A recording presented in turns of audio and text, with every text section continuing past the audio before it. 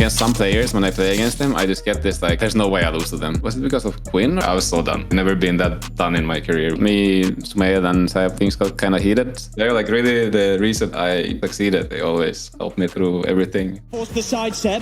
Can he keep this man alive, though he doesn't have the black hole back up? You have an Anna with a big gust sending him back. Tornado, Topson, he's in with the back of the beach.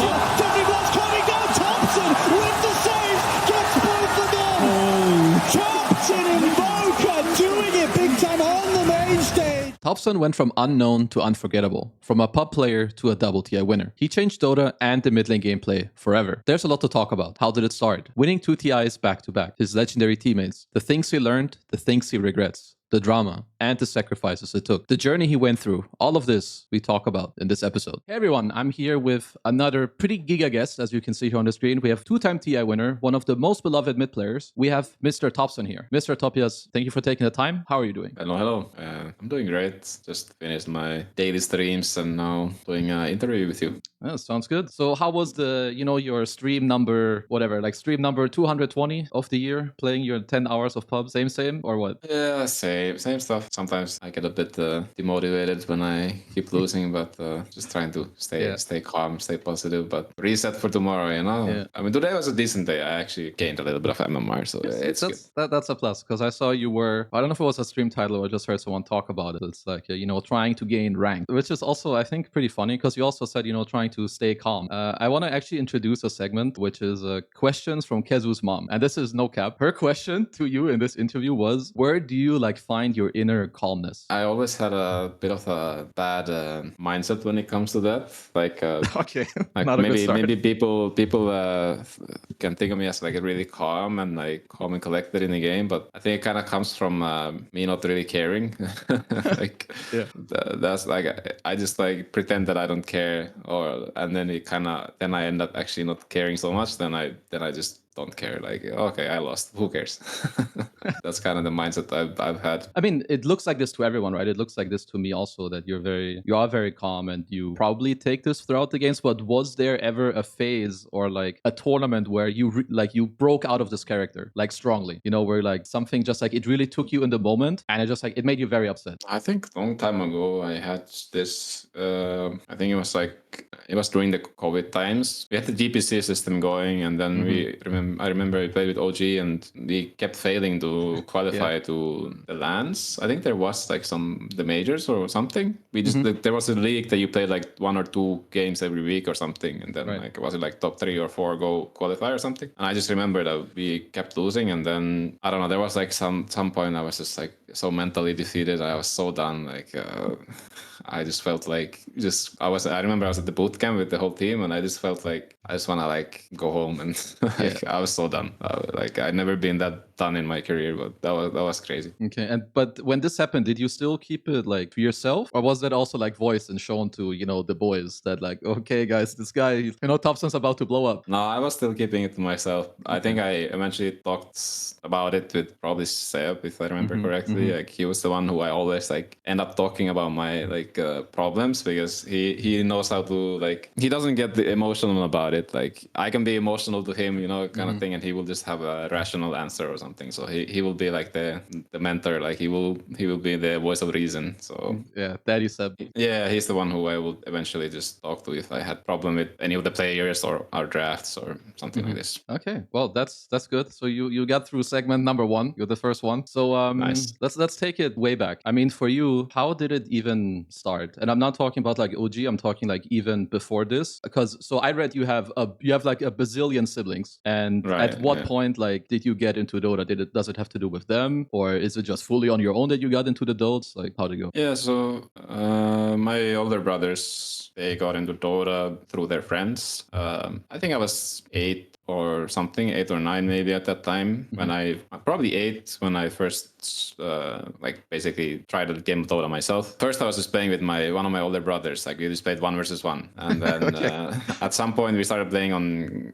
Garena. It's implied, I remember. Yeah. So then just playing there, and obviously we were super bad, but then eventually I kept playing it, and then when Heroes of New World came out, that's kind of when I felt I was already kind of old enough to play properly, or at least try to play properly, and then that's when I started playing more, basically. You actually played Han? Yeah, I played for a couple of years. Oh damn, I had, I had no fucking idea. Okay, that's actually pretty cool. Okay, so then you started playing, well, pubs, obviously, but at what point did you like at what point did you take it like a little more seriously? Because I mean, you got high rank. I remember you from streaming, you know, like you were like a small time streamer playing your, you know, your unique or stupid heroes, however you want to put it. You know, you were a small time boy, but like what made you, you know, like what gave you this feeling of like, I'm gonna keep trying, this is what I love to do? Or was it just like a hobby, or were you like, this is, you know, I'm gonna be the shit?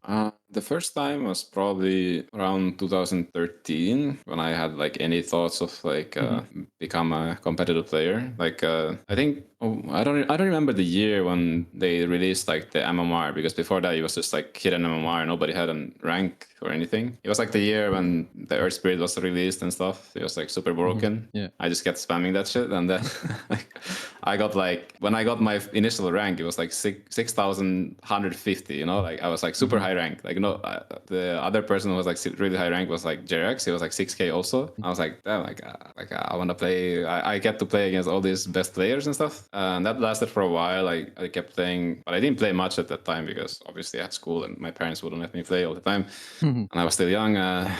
And then I kind of just like, I don't remember exactly what happened, but I didn't play as much. And then I started just focusing more on school, and I played some CSGO and stuff like this. And then eventually my oldest brother was just like talking to me about it, and he was just saying like, you have like tens of thousands of hours in this game, like and you're really good, like you should try going pro and stuff. And then we kind of started, like I started thinking about it, and then eventually one summer, it was summer 2017, my other brother, he was like, I can come stay at his place so I can play non-stop.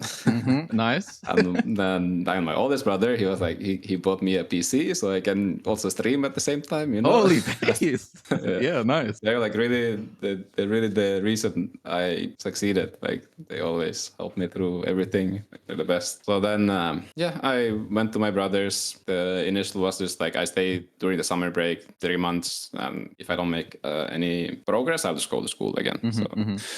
But then I started streaming, and then I actually made a lot of progress. Like my ranks just skyrocket, and I was like, well, I want to give it a try. I want to take 1 year off school. I want to give it a proper go. So yeah, I just kept playing like 12 hours every day, streaming 12 hours every day, you know. And then I just played some random tournaments we had that stack, like some random stacks that we played with. Like one of those Finn stacks, like the 4 anchor sea captain, or is that even after that? No, yeah, we had, it was 5 anchors, no captain. Right. But so we had that for the WESG, and that was actually my first LAN experience. Oh, actually, no, it wasn't. I was in some London tournament a long time ago, but that doesn't count. But, we're not going to talk about that one. Yeah, we don't talk about that. But this was like the first one we ever qualified to, and it was fun. It was a fun event. The part about your brothers, I think, is very, very interesting. Like that they were like both not just like into it, but also I think like helping you and like supporting you. But like not just, oh yeah, you know, you can do it, we're gonna watch your games, but like actually, you know, taking like the extra step. I think that's a really, really cool story. I have a theory why I stopped winning TIs. It's because I moved out of my brother's house. Damn, it's time.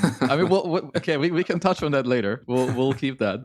So going like from this, so like you started playing, your family is like helping you out, they're being very supportive. You're grinding, you're gaining ranks, and then at some point, you know, Dota drama comes around, and I need the story of like, how did you get into OG? You know, because like from one day to the other, it's like, okay, I'm, you know, small time boy, I stream, I play pubs, I destroy some guys in the mid lane, and then I don't know, Ceb or Notail, they come message you, or what was the situation like? I mean, there's not really much of a story. It was just like, yes, just sent me a message. I don't remember if was it on Twitter, or did he ask me to add him on Steam or something? I don't even remember. But he just like basically asked me like, if there was a slot in OG, would I be interested in like joining? And then I was like, yeah, of course. And then he was like, okay, we'll talk through and see what's up. Like maybe you will join us. And I was like, okay. And then a few days later, I'm literally flying the bootcamp. That's it. I mean, that's kind of insane. Obviously, it's paired with like the whole drama. We don't really need to get into it. I would say, so before we talk about like, you know, playing TI and bootcamp and scrims, you've always been a very unique player. Like maybe from the first game you played, I don't know. What do you feel like made you, you know, be that way? Is it just that you played those heroes? You were like, I really like this. It's good. Is it just fully natural? Did you copy or learn this from someone else? I don't know. I haven't really thought about it deeply myself, like why I do this. But I think the big reason is always like I get bored fast.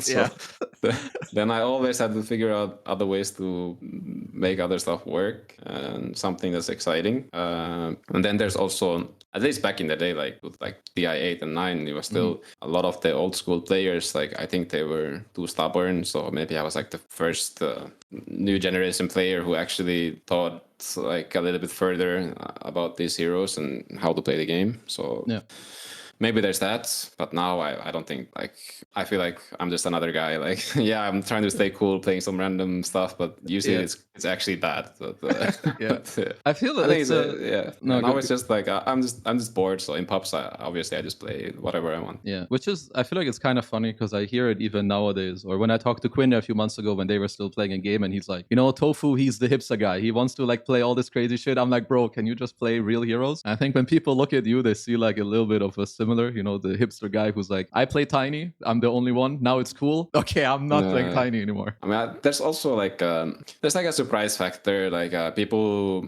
they play a lot of certain matchups like over and over again, and then they have to play against some partner they haven't played like a couple games in a year. So it's like I have an edge. So those are also the reasons I do it. Yeah. So then going into, I mean, I guess it's up to you how much we talk about it, like the scrims or the bootcamp or then just TI itself. Because my main question is, I mean, obviously it's very different to play mid lane in pubs, and then you get thrown like into the abyss. You know, you play mid lane against, you know, whatever your niches, your mid ones, your maybes of the world. Like how big was that switch up, and like was it hard for you to deal with at first, or like what was your mindset in a way, like going into that? I don't think it was hard. Like I think what you play against in pubs, usually they might even be like better in some cases when it comes to laning, like, because I feel like when it comes to these high stakes games, I feel like people just lane like shit. Like at least sometimes. Like I mean, I do it some games, but I feel like a lot of the times, like I feel like the lanes are just a wash. Like people don't want to make some like high risk play, so then they just end up farming, and you're just like, okay, I mean, it's all good. Like just chilling here. So I never felt like intimidated about going against somebody. I mean, maybe TI8 was a little bit like this. Like I felt like I was very targeted against LGD. Like I feel like they heavily targeted me.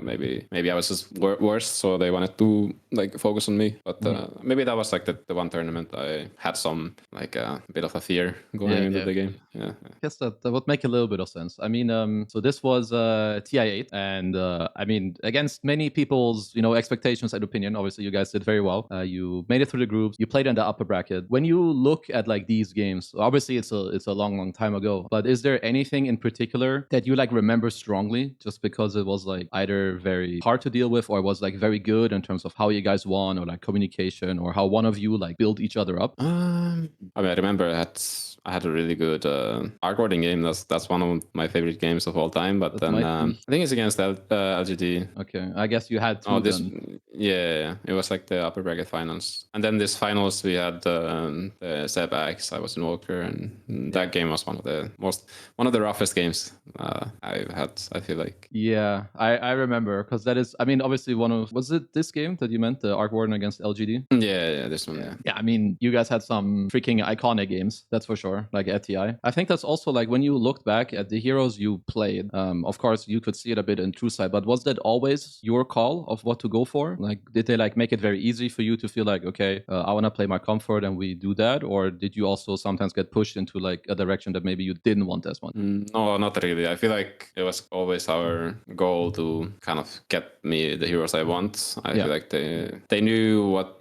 they were getting when they wanted me in the team. So then I think it was from the beginning. Like it was very easy. Like they always just asked my opinions, and we tried to at least pick whatever I wanted. Or we had like some certain heroes that we could pick from, and then I would choose the one I felt most comfortable with. So something like this we always did. So like during this TI, who would you say? I guess we can call it like who helped you the most? Like maybe adapt or like deal with the situation, whether it's in game or out of the game. Do you feel like everyone did that kind of equal, or would someone stand out if you look back at it? I think at first Johan was probably like the most important voice for me when it comes to competing and just the mental side of things. And he always had a good mindset, like keeping us calm and like kind of like just making sure that we don't create any unnecessary pressure for ourselves, and even like just this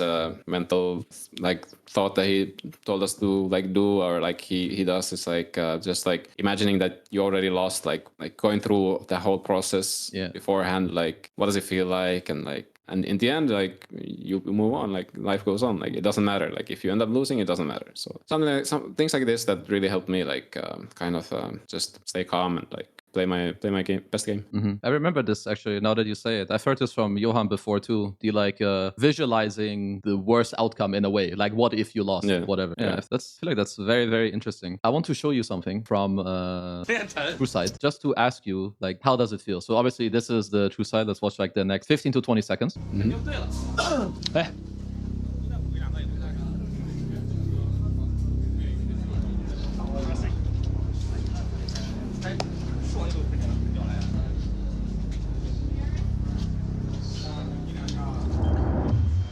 Okay, so this already for me is like enough to look at. So this is your first real LAN, let's call it that. You're about to play grand finals. You guys have already done like all the things that no one thought you would do. Now there's camera in your face and like everything else. Going into these finals, can you like recall it all? Like what that feels like? Was that like one of like the higher highs, or like is it literally like, can you like really say that this was normal? Like you could go into this game normally, or was there more going on? To be honest, I have like no memory of this like at all. Like I don't remember walking past them. I don't remember like it was just like a blur. Like the only thing we had to do is like I'm just listening to my Ceb and my Johan like all right guys, break, do what you need to do, go toilet if you need to go toilet, get some banana or something, drink something. Like okay, and then I'm just like I'm just a fucking robot. Like I'm just doing what they're telling me to do, and then I'm just like I'm just gonna sit down at my PC and then just play Dota. Like I was just a bot. You're like mode zone. You're like okay, I play my hero. You guys want me to do this? Okay, I'm doing it. Okay, then let me see. I'll play you another clip. Let's see if we get a little bit of your memory on that one, or if it's also like a blur. Okay, so we are going to 37-35. This is a very, I don't know if I will call it iconic, but it's like a very cool play. Bye bye. 他们少人，蹲人，可以蹲得住。紧点，好，卡，买活的。 They see Topson, but Topson, he's already quick with the play. The Tornado into EMP, Cold Snap as well. They've got the Hex, but there won't be any further jumping. They're going for top. They're trying to make space. Oh, yeah, nice. That's there he is. Giga play. Okay, let's see. You had a pretty big reaction, as you should. Is there any recollection of this play, like in terms of how it happened? To be honest, the games were pretty hectic. Yeah. But I do remember like wanting to do this bait. I was just like just fucking with them, you know. Like just some random shit. Like it's something I like to do sometimes. Like when the games are very scripted and hectic, you just do some random stuff. They just might get caught off guard. So it was just something I don't remember if we talked about it more. But it was just like something that happened. So it was cool. Yeah. No, it's obviously a really cool play, and it's something else that you also just mentioned, which I think it matters a lot. Something people don't value is that I would say specific players, they change the way that the next game is going to be played. It's probably one of like your strengths. Like you turn the game into something that many people would say is like not normal. Do you feel like there's maybe not enough players that do this, or is it also something that like you either have it naturally or you don't? Yeah, probably. I don't really know. I don't really much of the scene anymore. I feel like there's not like any players that I would like really look up to, or like who does something like cool things right now. I don't know. I think maybe it's just how competitive it is that it's not really possible, or maybe people are just stuck in their ways. I don't really know, but definitely it feels like it's more figured out or something. I don't know. Like that's the feeling I get. Yeah, no, I kind of agree with you. I think maybe it's harder to do it now. I'm not sure, but it's definitely something that's a little bit missing. And then we can look at one last moment of this. I mean, this is probably one of the nicest moments of your life. And also, when I look at this, it's like you both get incredibly happy for you guys, and at the same time, you just get so depressed for LGD. Let's have a quick look. Your TI9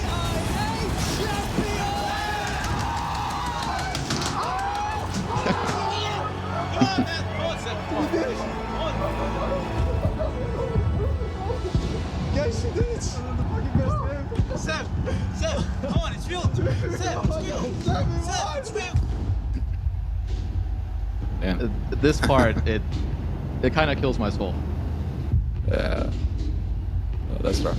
I mean, so when you guys actually ended up, I mean, because yeah, you won these finals. What like memory do you have of like the winning moments of this game, if you have any, other than like your euphoria? I have really bad memory of all this like these intense moments. Like I feel like they're just erased from my head. Like I'm really thankful we have these documentaries, because I feel like if we didn't, I wouldn't even like like think that we did something cool, you know? Which is it the same for TI9? Like it's both, they're both kind of like a blur, or like they're like one and the same thing? I think TI9 not as much. I feel like I was more mentally there. Like I feel like maybe I was just mentally more used to the situation, so I was able to actually like kind of live in the moment. Like I wasn't like so like, I guess TI8 was more like, it was just like some dream. I don't know. Like it wasn't even real. That's what it also felt like, I think, watching. I mean, I also don't blame you when it comes to like the memories. I'm very similar when it comes to other stuff. It's like you see or talk to some people and they're like, oh yeah, in this game they had these items and I did this, and I'm like, I don't fucking remember this game at all. No, it's so hard for me to remember this. Like sometimes we had we talked about like, oh, like remember this game, you did this, and I'm like, no, I don't. Like, what are you talking about? I'm not surprised.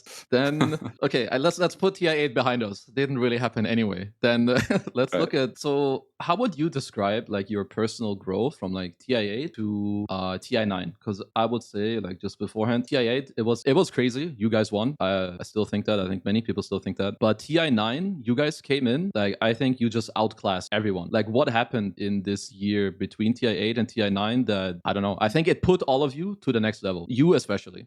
I think for me, like, at least personally, I got a lot more experience, and I also got experience losing tournaments. Like we played, I mean, at first we struggled. We had no Ana, and then we never actually made it to any big tournaments. We made it some minors. But then we made it to some majors with Ana, and then I think I just, in the back of my head, I always had this feeling that we are much better than what we're showing, and I feel like everybody in our team had the same feeling. Like we never actually gave our best games. So then it was kind of easy to just keep growing, because I mean, I think we had good, like we had always had good practice. We learned a lot, and then we just like failed to execute, or I don't know what it was, but I never lost faith, so it was like kind of easy to keep getting better.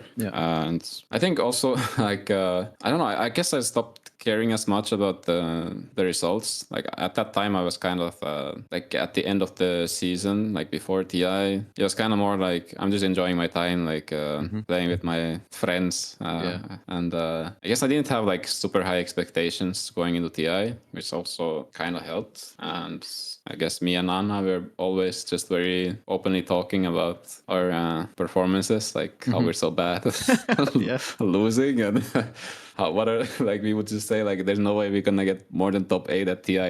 You know, like we didn't take it too seriously. We would just talk about this stuff in front of like our coach, but we wouldn't talk it with Johan and Ceb, because they might like be upset if we say these that would things, turn like, into a conversation.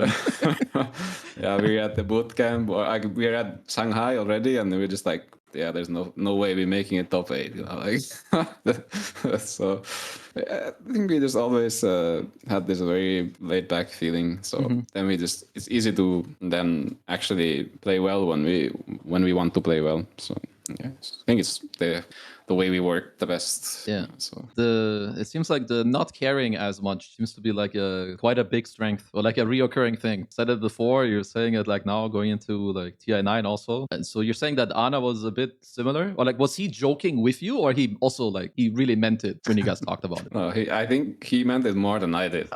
Then we just I was actually the one who's like, nah, dude. Like he was saying like he's happy if you don't be like the bottom two, like the first one to drop out from the group. So I was like, come on, like we can make it to like maybe top 8. Oh, he's so yeah, Anna seems like a very funny like personality. I don't know if I have the exact clip. It's like in one of the true sides. It's I think you guys pick Spectre. I think it's against LGD, or you're about to. Anna goes like, "Yo, Ceb, what's the build?" Yeah. And so it's like, bro, you're the best Spectre in this arena. Just trust your instinct. And you can just see like he goes from like very normal to like, whoa, like okay.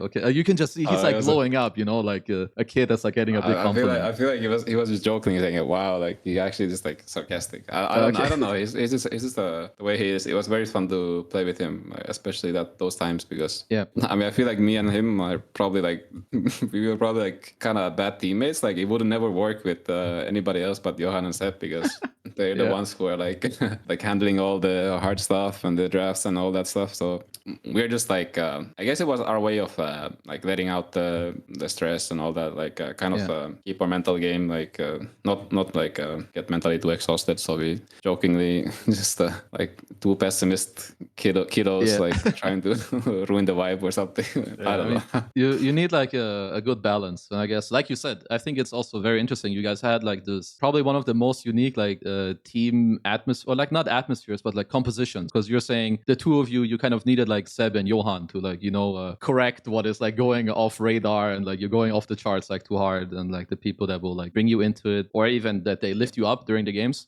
Like you said before, I think LGD targeted you pretty hard, and you can like hear Ceb who's like, oh, it doesn't matter, top yes, I'm gonna fuck them, like it's okay, you have stuff like this. When it comes to TI9 then, do you have any major takeaways, or like any games that are like super memorable for you outside of the winning moment? I think most memorable is when or one of the memorable moments is when we first picked IO. Like we never actually practiced it. It was just something suddenly we talked about, like, oh, Anna used to play IO, and we just like suddenly we never played it before, and we hadn't really seen it much. When you picked it in the finals, this one? Like no, like group stage we played against Ninjas in Pajamas. Was like we played first game. We had some IO Wind Ranger. I was Wind Ranger. That was a pretty memorable game, and then we had like we had a really good atmosphere game, almost every game. Yeah, this one. Interesting. Yeah, but there was like this I think it was upper bracket against EG. I feel like we kind of crumbled a little bit, and that was kind of there was like a little bit of like stress I feel like going on, and I think these games were personally were like some of the best I played. Like I feel like I had a good impact in bringing our like mentality back. So these games I'm pretty proud of myself. So those are probably the most memorable games for me in this TI. Okay, I see. I mean, because you're saying you guys crumbled a little bit, that's like mainly about game one where you lost to Shopify. Like it's more this, or you also feel like you were crumbling a bit in the other two games? I don't remember the games exactly, but I feel like our comms and just the vibe in these games were a bit off, and I feel like I had a big part in bringing us back on track. So this was like very good games for myself, like personal games. Yeah, I mean, obviously that's good, right? You have those games, you get some not just confidence boost to yourself, but I think other people will feel it too. Okay, my bro is gonna, definitely. I could feel it. I think it was Johan was like really like straight away after games coming to me like forward, like he was like really happy about how I played. So it's really nice. It's really nice. Gives a lot of confidence going forward and like stuff like this. Then I mean I do have to ask this follow-up question. Do you think the matchup of you guys playing EG, did it have an impact on the environment being that way in that series? I think so, yes. I think for some reason it was more personal. Like, I mean, there's a reason why it was more personal, but for some reason it let it affect the actual gameplay, which it shouldn't. But I mean, for me, there's nothing personal in the matchup, so it was easy for me to just play the same games. I think it's just very interesting because Dota is really like that. I mean, Johan also says it like in True Sight. It's a very mental game. And obviously, you can see it in the gameplay, right? You guys like dropping some banners on them, you know, with like Johan's face and shit like that. It's I mean, it's good times. To me, it's like some of the golden age of Dota 2. Okay, then let's. I only have one clip I want to look at from the TI9 True Sight. So we're skipping to 61 minutes. And it's a both comfortable playing BB. So it's a drafting thing, and I would like to hear you say something that I think is very interesting. We can just watch it. I mean, me not so much. Not so much? No. Are you comfortable playing BB, Armin? Yeah. I would go for it now, and we just ball up. Yeah. With the Chen, I'm fine BB, Omni, high ground. I like that. Let's go, guys. Come on. Go. I'm gonna pick your Timber, dude. Fuck this fucking game. They're gonna pick Timber? Oh, fuck them. We'll pick Timber. I mean, they're chasing up. They're just going ham. Timber's pretty good, right? Yeah. It has 0 damage. Okay, but then our lineup is kind of weird. We have 0 stuns now. But they're running into us. Doesn't matter because I mean, they're on a huge timer. They are on a timer. I agree. We should Timber here for sure.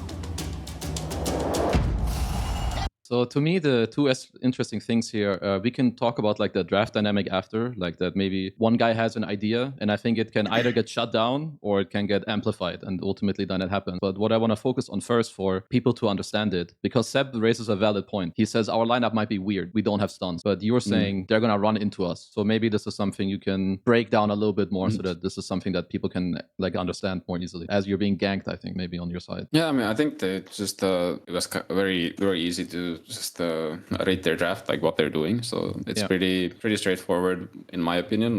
What's happening, and at least I had like very good idea with how we win these games with IO. Like we got first pick IO, right? This game, was it? It's this game. The IO they using Chen Omni. So we just have to survive, and I mean they are showing all the cards. They just wanna play some Chen Bristle run at you bullshit. So it was really easy call to say this. Like I rarely suggest hero picks for Ceb or anybody. So then what this one was like so game winning in my opinion that I wanted to say it. And the idea that you don't need a stun, because I guess generally that's what Ceb maybe played for you guys. I mean, he played the engine stuff too, but sometimes, you know, he wants to be like the stun, he starts the fight. The reason why this game you're totally okay with maybe giving up some draft integrity is that they're gonna run to you. Like you don't need to stun them because they're gonna like walk their bodies into your face. Well, that's what it sounded like. Is that correct? Yeah. And then eventually, like it doesn't matter. Like you're gonna have IO gyro. Like we're just gonna hit buildings. Like we don't care if they run away. Like and their lineup just doesn't scale enough that we would have to ever worry about picking them off or anything like this because their draft doesn't really function in that way. So we don't necessarily need stuns. Yeah. And well, the other thing that is interesting about this game, you may have answered it like 10 or 15 times, but the Diffusal Gyro 2, it's in this rare moment thing. Yeah. Like they have BB, you're like, I'm gonna fuck this guy up, I'm gonna burn his mana. Yeah, I mean, that's it. I was just like, okay, Omni, BB, with Shen, like they're tanky, I burn their mana. Like, okay, that's it.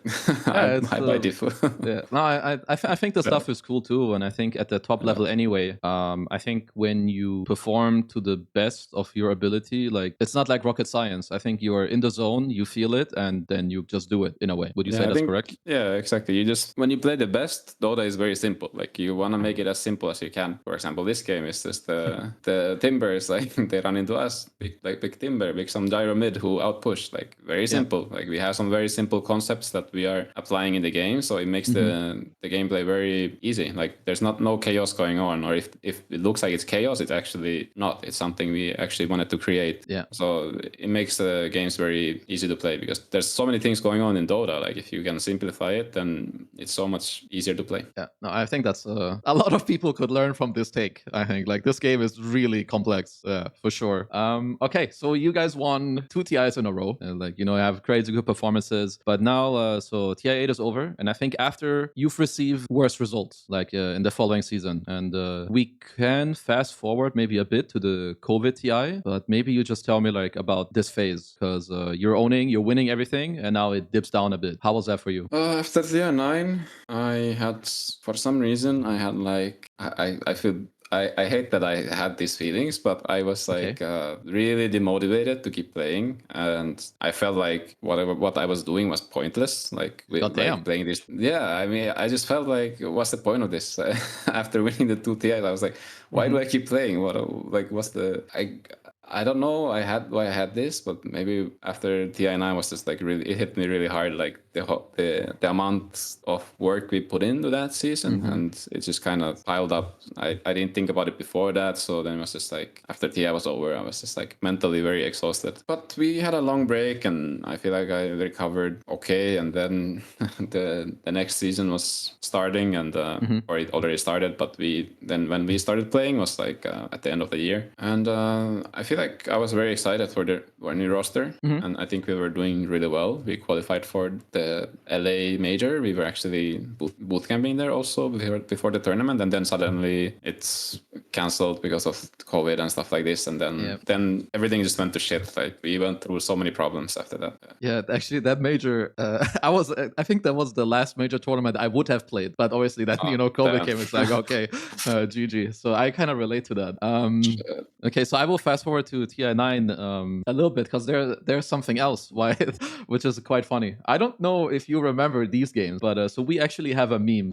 So me, SVG, and Quinn, we very often talk about this game. So this is from TI10. This is you. This is us. I was coaching these guys. Yeah. You had the most insane game I had seen you play maybe this entire year. Like, we have a meme of like, like Prime Topson, he will choose his moment and then come out. You played some mid voice spirit. You're 23-4. You were literally taking everyone on your back and just like shitting on us. I swear to God, we're supposed to win this game. And this game too. Yeah. No one had played mid Dawnbreaker. And suddenly you come and you're like, okay, motherfuckers, this is my time. Yeah, those were some games. I remember those. Yeah, I mean, you played out of your mind. So I will just have to tell you that we have like a little vendetta against you for these 2 games, just so you know. This TI was, we actually had like a good start to this tournament, and I was expecting us to do really well. But then we had some, I think it was actually against EG again in the groups, I think. We had games against them that we lost. At least we lost one of the games. Maybe it's like day 2 or day 3. I think next. Yeah, 1-1. Yeah, I remember these games. Like, we stomped them. Like, we shit stomped them on game 1. Turbo stomped them. And then we had like a little bit rough game. And I feel like, again, it was like kind of same like TI9, like people getting emotional a bit. Oh damn, yeah, okay. And then we had the like really like kind of bad discussion after the games. Like, things got heated, and like it was like me, Sumail and Ceb, like things got kind of heated. And then after that, I don't remember if it like actually had an effect after that. But I mean, we obviously we came into a conclusion eventually, and it was like all good. But this was like, maybe it had an effect on the rest of the tournament. But I just remember playing against, it's always like, I don't know why, against some players, when I play against them, I just get this like, there's no way I lose to them. Like, for some reason, it's like, I don't remember who it was. Was it because of Quinn or something? I don't know because the last year also, like TI8 and TI9. You played them twice before, I think. Like, back to back, you played them first round. Yeah, it was always like, we always shit stomp them. Like, there's no way we lose to them. Like, I'm gonna destroy them. Like, so I was like, there was like a comfort zone for me, and so I think that's why I was really happy to play against you guys. So that makes so much sense. Actually, it's like every year you go to TI, you're like, okay, it's time to take out the trash, collect the free wins, Yeah. Goddamn. Okay. I mean, that's very interesting because I've never heard this before. But yeah, I mean, sometimes we have discussions. It feels fine, but like this one leaves a mark on the team. Yeah. So then you guys played the next series. Like, after you beat Princely Crew, you played Spirit, which was your last series of this TI. Yeah. I've seen you watch some of these replays on stream with like Ceb. Yeah. That is rough. I mean, I have never rewatched these games like from the beginning. I've actually never watched the full games, so I don't really know why we lost. But I don't even want to know. I feel you. Like the kind of, I don't feel like there's nothing. I mean, there may be something to learn from it, but it's not worth it for me to like go through the pain. Like, it was rough times. Okay, so then we can move through this one. So COVID TI ends now. I believe this is the time where you went on a break after this TI, right? Okay, so what made you do that? Was it the burnout? Was it like the similar feeling to the year before where you're like, okay, I don't know why I'm doing this? I think I made the decision long before. At this time, especially the COVID times were pretty rough because I was a lot on boot camp or in Finland, and then my wife and my child, they actually went to Malaysia because I was so much away, so it was easier for them to be around the family there. So I was actually a lot of the time, it was a long period of time when I didn't see them at all, like for maybe like 6 or 7 months. So then I think it was just like I was kind of done with this whole thing, like for a long time already. I was like, yeah, there's no way I can keep doing this for a long time, like and I'm not like really enjoying it that much anymore. Or it was more just like I'm just doing it because I was doing it and I was good at it. So yeah.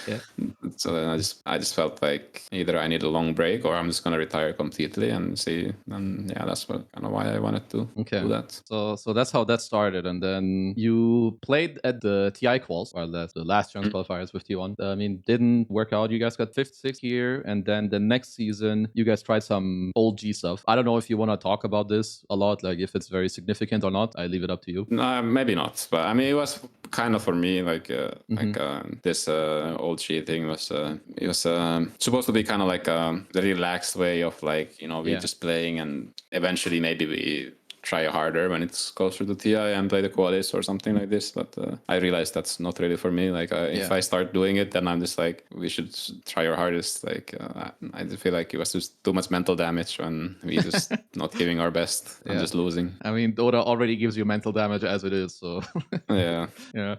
Okay, then so the next season so you stood in for Tundra at TI, didn't go so well. You guys got pretty much last. You played, did you play mid or did you play 4? Yeah, I played mid. Okay, so let's skip that one. But the next season, so this TI and the next season, so you joined Tundra. But the more important question for me is, I believe that this was the first real time where you played with none of the 4 people you won the 2 TIs with back to back. You always had like someone with you, like Anna and T1, I think, or like Johan before and OldG and Saxaros or whatever.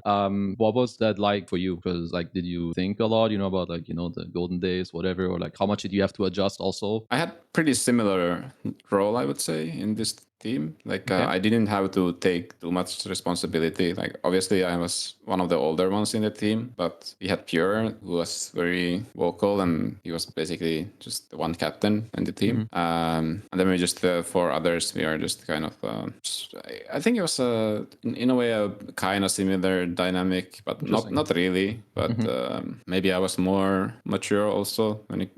For sure I was like took more responsibility on how the team is like feeling and stuff like this. So, but it was great. I had a lot of fun. We were kind of dominant at some points. Like, I mean, obviously not the best team there was, but we were like we actually had a chance like to win some tournaments. Oh, for sure. I mean, you guys were good. You guys were good at Riyadh. You guys were good at TI. No, I think Pure was maybe for me this was like his most prime form that I have seen of him. I think he was a beast carry player. Obviously, when you were in form, you slap some noobs around also. But how different, or like, what's the major difference if you compare like this team to like OG? Like, would it just be like some mental and atmosphere, or is it something else? Or was it actually like that close, like you were saying? Like, it was kind of similar. I think when it comes to the mental side, probably we didn't care so much about it. And I'm not saying it's necessarily like a bad thing. But I mean, sometimes it is. But I think our players probably didn't need it as much. Like we were all kind of okay, like with each other and with the game. Like I feel like we were very, very professional, I would say. Like we didn't really let our feelings get in the way of how we play as a team, I feel like. I mean, I don't think we like connected like personally that heavily like how I would say I did with OG, but I think it's not like not necessarily like a bad thing. So I don't know. I think we were just more like a professional team. Like obviously I like all the guys I played with. I'm happy I played with them. But when it comes to Tundra, like I didn't really like, we didn't like bond like that. So that's I guess the difference. Okay, yeah, a bit more. I mean, maybe how it is in most usual teams. I think it wasn't also like that normal until like maybe very recently. That's like, it actually matters matters if you semi like each other or not. Okay, but you guys got third at TI. I mean, you even got pretty close, and you had like some 3-game series against Gaiman or whatever it was. So after this, you pretty much made it official that you retired / you went to the military, or both at the same time, I guess. Yeah, I had made my decision before that this is my last year competing. It was like I don't know. I always have this like feeling. I mean, I think all competitors have this feeling like they just miss the good days, you know, and then like eventually you just have to be like use your brain a bit. Like, is it actually worth it? Like what you're doing? Like this whole year, like how many good days did you actually have? Like, and how many bad days? Like, how painful was it actually? Like, what did you sacrifice for this? And what did you actually gain from it? So I like every time I get the feeling that it would be nice to play in TI again. Like I just think about these things, and I think it's very easy for me to then just be happy with the decision to retire. Yeah, because I agree with a lot of the things you're saying. There's so much sacrifice that goes into this game, and especially you playing this game like competitively. But even though you're happy with the decision and the things done, if you looked back now and if you could do something different, would you? Like, do you have any regrets of some of the choices you have made, like taking a break here, or maybe feeling like this here, or retiring? It's hard to say. I think one regret, I mean, it was just the thought I had after TI9 is that I want to play with some other guys, like just for like breathe of fresh air or something. Yeah. But it's something I wish we could go back in time and like just after TI9 we just keep going as the same group. That's something I wish would have happened now, but it would have been nice to play with them at least like one more season. But other than that, not really. I guess after TI10 taking a break, I feel like I needed it, so I can't really blame myself for that. So no, all is good. All is good. Okay. No, I mean it's also like hindsight, right? Like it's easy to say now, oh, like then we should have done this. I mean, everyone can do that, but obviously that's fully understandable. Let's go into like some more casual questions. If you played competitive right now, which heroes do you feel like would be played just because you are playing the game? Because I think there would be at least one or two. Well, I think I already made a little bit of an impact. There's been some well mids in competitive games. I believe it's because of me. It is, yeah. I've been hearing about this Viper build. I haven't seen you play. I mean, sure. Yeah, Viper is good. People also play it now because of me, I guess. But I don't know. It's good. It's good. What else would there be? I had some heroes that I played a lot that I thought are really good, but I didn't really. But I have this like I play some heroes like 30 games and I think they're really good, and then I just stop. I don't know why. Maybe I have like a couple of bad games and then I stop. Like for example, I played a lot of Centaur and I kept winning with it, but then I just stopped. Like and now I don't feel like it's good anymore. But nothing changed. Was it around TI? I feel like I saw you play it like around with the Dominator. Before and around TI. You run your Dom creeps, stampede it.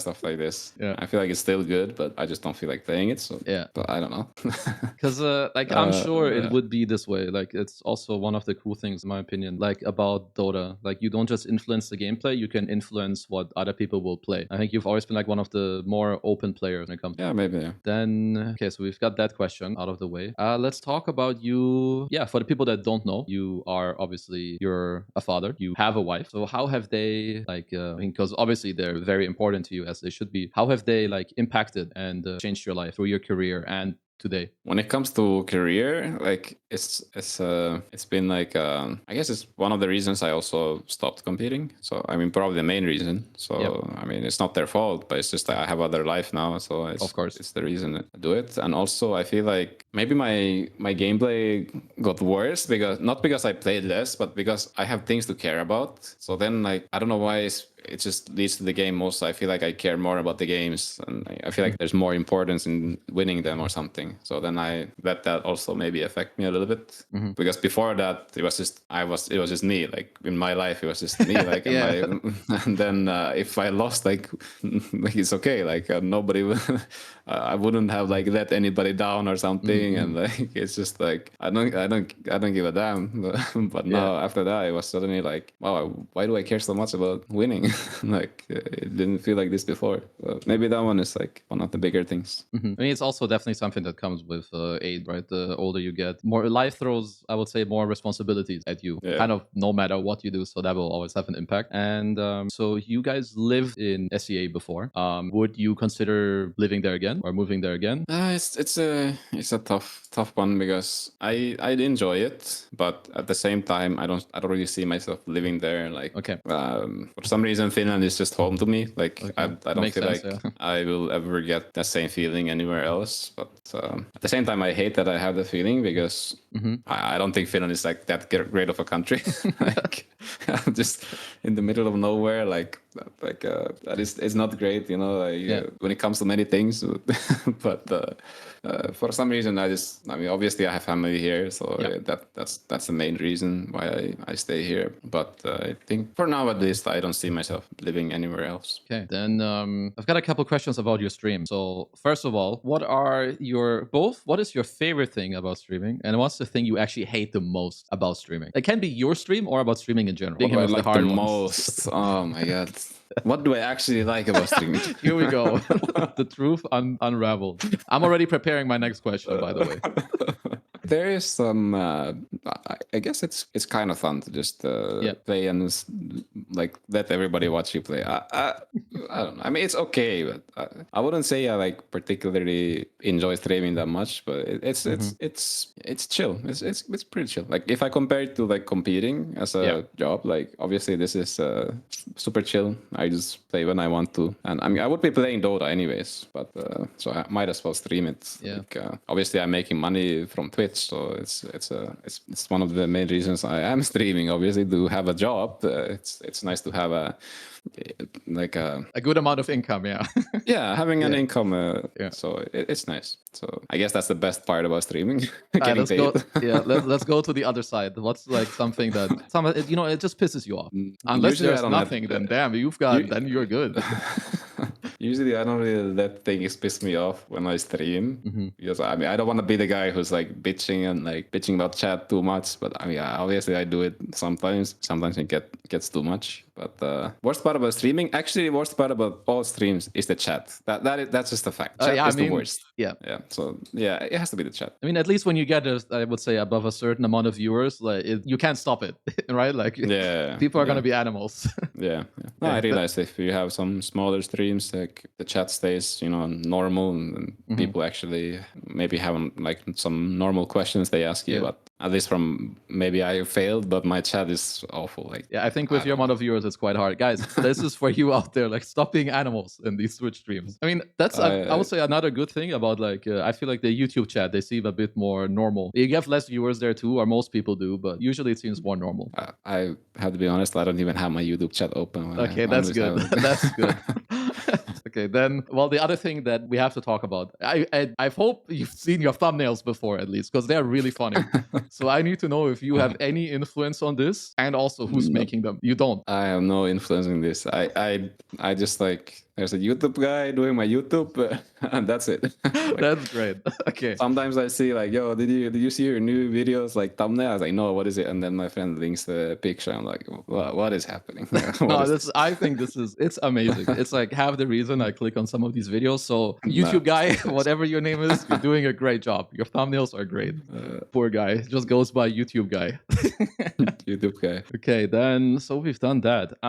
What does a normal day look like for you outside of streaming? Outside of streaming, sleep, eat. Yeah, I mean, lately, like past couple months, I've been pretty much streaming, and then I mean, I'm taking 2 or 3 days off every week, and weekends off. I'm just some days I'm just chilling, actually doing nothing except being with my family and doing doing chores, like normal stuff, like making some food, cleaning up, like some normal things, and going to grocery store, like some boring stuff. Normie stuff. yeah, normie, boring life stuff that I'm doing. But then other than that, sometimes we just go to some. We honestly last 3 months not much. Like I'm just staying at home and doing some sports. Like I go to the gym and play battle sometimes. So that also I kind of stopped because I'm streaming too much. I need to get my life back on track. So stay at home dad trying to get his life on track. Yes, that's me. You've got any games that you play, or is it you're still on like it's only Dota, just like when you were competing, like video games? I played a little bit of Deadlock again when they got like the new 6 heroes or something, and it was actually fun. Yeah. But then I just stopped, and I don't know why I stopped. But then I played some Hades 2. That's a good game. That was fun. But I get really easily bored of these games. Like I cannot play them for long. Like, I get like this. If it's not like a competitive game, it's like a single player. Eventually, my mind starts to think about other stuff while I'm playing because it's not like keeping me like fully on the. It's not doing it. I see. Yeah, then I'm just like, why am I doing this? I could be like doing something productive or playing Dota or like, streaming. or streaming exactly. Then I'm like, I just stopped.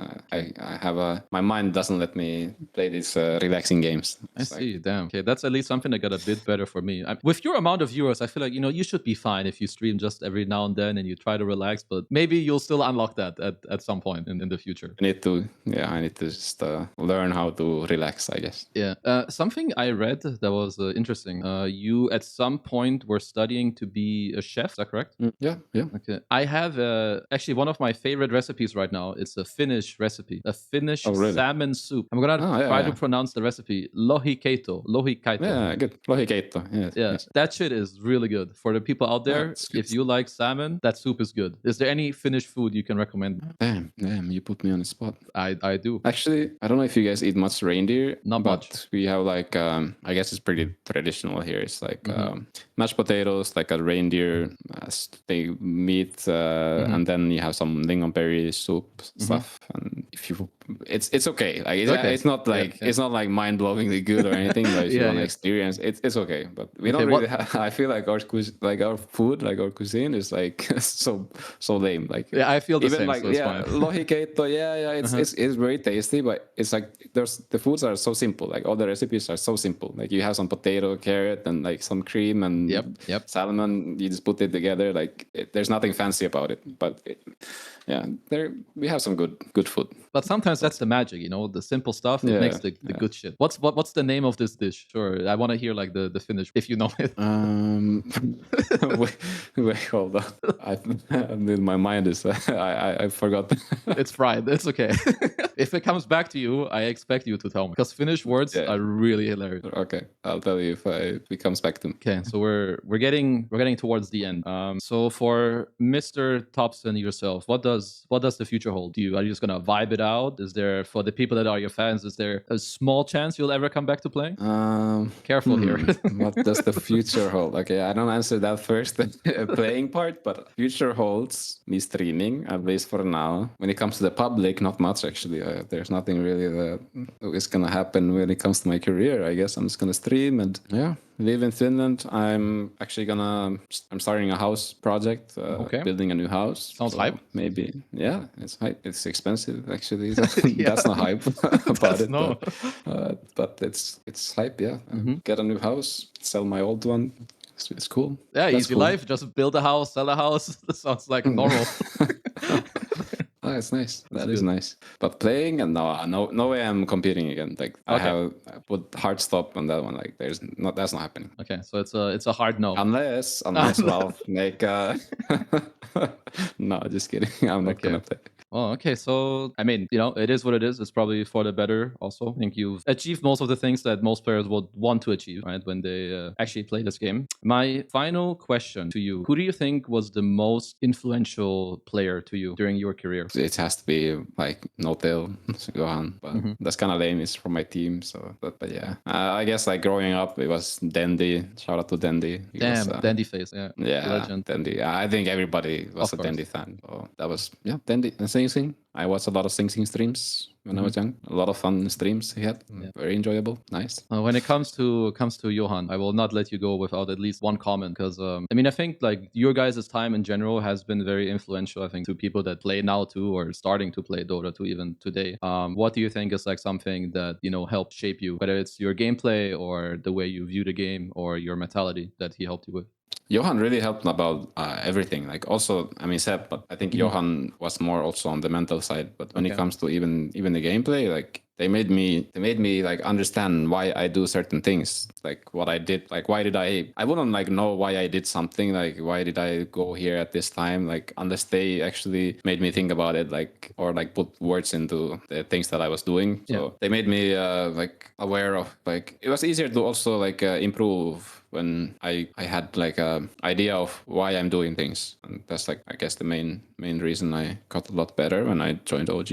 And yeah, mental wise, like I think they really had it like figured out how you're supposed to be in a team, and like just the feeling of like it really felt like we are just a group of like friends who just playing this game. Like it really felt that way, so it was nice. Yeah, okay. I mean I mean most people can I think only wish or dream to play with the type of group that you had back in the day. Do you still have contact with Jesse at all, with Jerax? No, actually I haven't really talked to him much since those days. It's it's two Finns, if who's gonna contact, like nobody's gonna contact. That's true. You guys are very you guys are very funny, because the same with like I put Matu in there, like he's hilarious. He's like a huge ass clown. But you guys are all like very stoic. Okay, it's like this and that's how we're gonna do it, and you're not gonna change it. Well, to me, I would say Jesse was the best post 4 to have played Dota 2. What would you say about this take? I mean, I cannot disagree with that. The guy was a magician. I think he was a very crucial part of OG. Like I don't talk about him as much because I feel like he kind of had his own thing going on,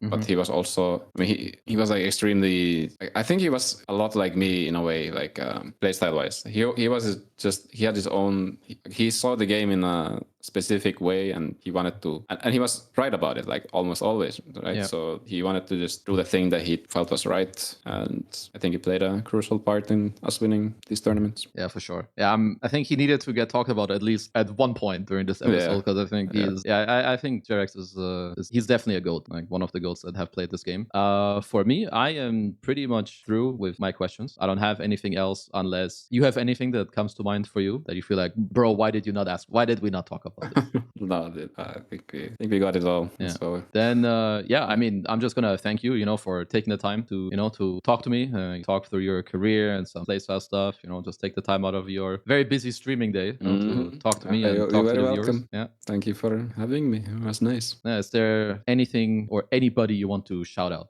Shout out to all the people in my chat who Hell are yeah. telling me what items to build. Oh, the back seaters. I'm just kidding. Thank you all for watching this episode, of course, and obviously all the fans. Like, it means the world to me that I can still do this. Like, I haven't been great. I mean, obviously, like, last year was decent. Like, I did okay, but like, I'm like some rank 400 right now. People still watch me. I'm really grateful for that. Like, having people watching me, and so I'm able to do this. Like, it's it's my job, and I'm really happy that I'm able to have this job. It's a blessing. I think that is it's well put. And yeah, to all the people that watch the stream, that they're gonna continue to backseat. That shit I know. not gonna stop. I mean, I have to give a special give a shout out to your wife, to Mawar, for without her I wouldn't have been able to contact you. So That is true. Shout out to your wifey. She's a boss. But yeah, thank you all for watching this episode, and thank you again, Topias, for taking the time. Hope you all enjoyed it, and see you next time. Peace.